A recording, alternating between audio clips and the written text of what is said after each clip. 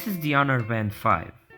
Now, I didn't buy it because I already had a Mi Band 3, if you remember from one of my last videos, but XDA and Honor sent it to me for review, so that's exactly what I'm gonna do.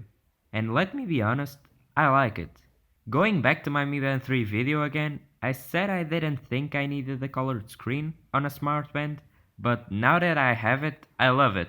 It's not the sharpest screen ever, but it's okay for a smart band. And it's exactly the same resolution as in the Mi Band 4, which is obviously its biggest competitor. So I'm gonna compare these two a lot. And it gets really bright. I always use it at minimum brightness. Something which distinguishes the Honor Band 5 from Xiaomi's Mi Band 4 is its ability to read the oxygen in your blood, which honestly I have no use for, but other people might, so the more features the merrier.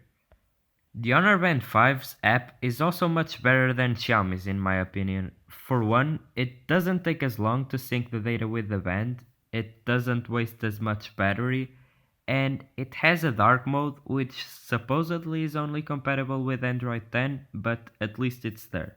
It also doesn't cripple your hardware by not showing the actual text in your text messages. I'd like to see some more features like an option to not get notifications in the band when you're already using your phone, but those are simple things that can easily be added by an update. Also to note is that this has the camera shutter that I said I wanted Xiaomi to implement, but it only works with Huawei or Honor phones, which is a real pity.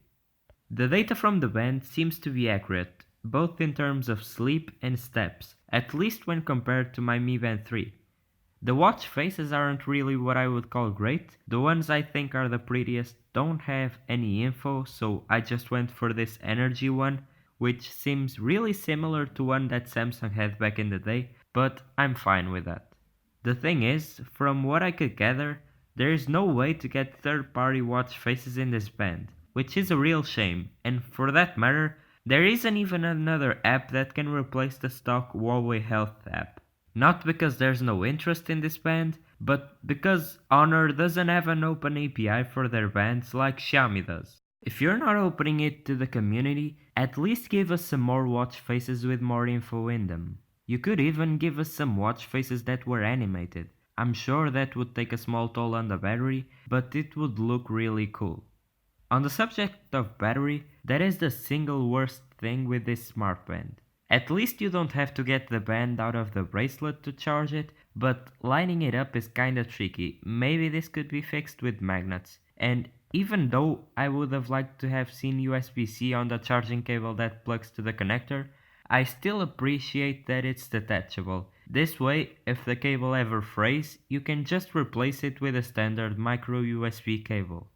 The cable could also be black to match the connector, but that's just me being picky.